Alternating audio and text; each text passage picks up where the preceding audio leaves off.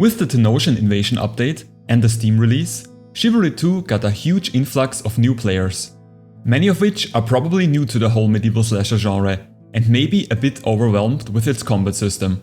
So I thought I'd try to help out and make a list with the, in my opinion, top 5 weapons that beginners can have great impact with and even carry games. The best newbie weapons, so to speak. I will also explain why I think these are among the best picks for beginners and what makes good and bad beginner weapons in general. The weapons on this list are in no specific order. Let's get into it. The first weapon on the list is the DANE axe. The DANE axe is an absolute powerhouse and, regardless of being noob friendly, the best axe in the game and in general considered as one of the best weapons overall. It has fast windups for a two-hander and it has a super fast combo attack. It also does very good damage. Now, in general, I wouldn't say that faster weapons are necessarily better than slower weapons in team objective modes. Weapons like the Highland Sword or the Greatsword are insanely good in the hands of an experienced player.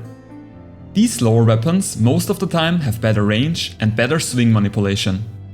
But range is hard to judge when combined with lots of movement and not so easy to make best use of if you're just starting out. Same goes for long and slow release arcs.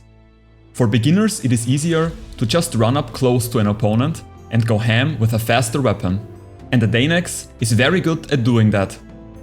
Another bonus is that you get 2 of them on every spawn, which is very useful as the DANE axe does insanely high throwing damage. It is like getting a gun with 1 bullet every time you spawn. I suggest to pretty much always throw one of your axes. If you happen to get disarmed, you still have a knife to fall back on. Next on the list, we have the polehammer. The polehammer is a great all-around weapon. Good range, good damage, and not too slow. But the main reason why I put it on this list is because of his outstanding special attack and great charging attack. The polehammer has the best special attack in the game. Damage-wise, the special attack is second only to the maul, but it has much more range and can therefore be used more often. It does 150 damage to knights, which is more than 80% of their health in one strike. You could go into a match and only use special attacks, and I'm sure you could consistently be top 5 on the scoreboard. Now, special attacks are often not super easy to aim, because once you press the button, you're pretty limited in moving your camera, and you cannot cancel it either. So make sure you properly aim that thing. The charging attack is also very high damage, especially to knights, and something that you should use whenever possible. Top newbie weapon number 3 is the two-handed spear. If I had to pick one weapon in Chivalry 2 that is the most annoying to play against, I think it would be the two-handed spear. The weapon is insanely strong and on top of that, very easy and straightforward to play. The spear is unique in a way that it doesn't have a horizontal attack, but instead 2 different stabs. The overhead stab and an LMB underhand stab. The overhead stab deals more damage and has a faster release phase and should be your default attack. And even though the spear is a decent dueling weapon, it is best used as either a flanking weapon or a support weapon, meaning playing behind teammates and abusing the long range to get hits in. Overhead stabs come out super quick, have insane range and deal good damage. They also seem to have a bit of a phantom range, at least in first person view, meaning that they reach further than the weapon model might suggest. After some time you will see how easy it is to pick up kills with the two-handed spear. It is a very low risk, high reward weapon. Just sit behind the front line and poke preoccupied opponents or kite enemies with your dodges and long range attacks. The two-handed spear also has an excellent charging attack that is worth using whenever possible. One thing that poleman players often forget is that they have access to spike traps. And while I usually don't bother placing them on open terrain, these traps can be pretty useful on defense in some choke points, especially with a weapon like the spear to defend it. Lastly, the two-handed spear special attack is very unique. Upon activation, your character crouches and holds his weapon in front of him. This can be used to counter cavalry or to block off very tight areas. Otherwise, it is not really all that useful. Weapon number 4 on the list is the WARHAMMER. The WARHAMMER is an absolute monstrosity of a weapon. It cuts through heavy armor like a hot knife through butter. The WARHAMMER shines on the front lines, where teams clash in tight areas, like for example when trying to take or defend a bridge. There your low range and low movement speed from the Guardian class is not much of a hindrance.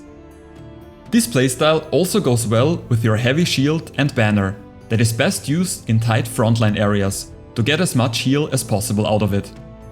Special attacks are high damage, but I usually just use heavy overheads instead, since they are easier to aim and deal almost as much damage. This brings us to the last weapon on this newbie weapon list, the Rapier. Now, this choice might be a bit surprising, but let me explain why I think the Rapier is a good pick for unexperienced players under the right circumstances. With the Rapier, you have to pick your fights well. The weapon is not good in 1vx scenarios, and therefore not very good in clumped up areas. Slashes are fast, but deal very low damage and have hit stop. The Rapier is more of a pick-off weapon.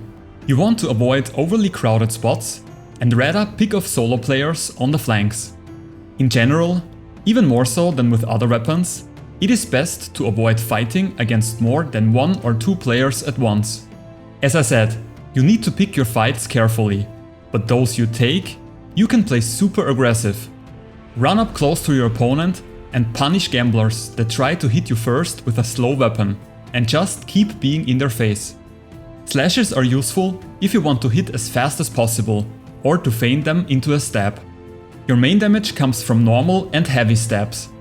Heavy stabs deal 70 damage, which is very good for such an agile weapon. As I mentioned earlier, I think weapons with fast windups are better suited for beginners. Players with slow weapons often won't respect your initiative, which often grants free hits out of a neutral position.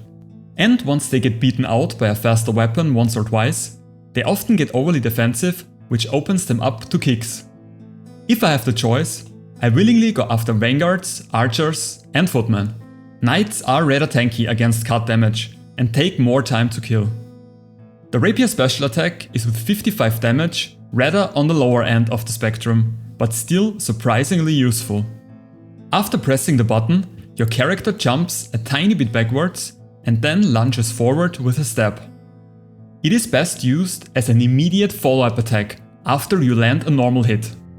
What you can also do, but this is not so easy to pull off, is using it to dodge an attack and get a punish in.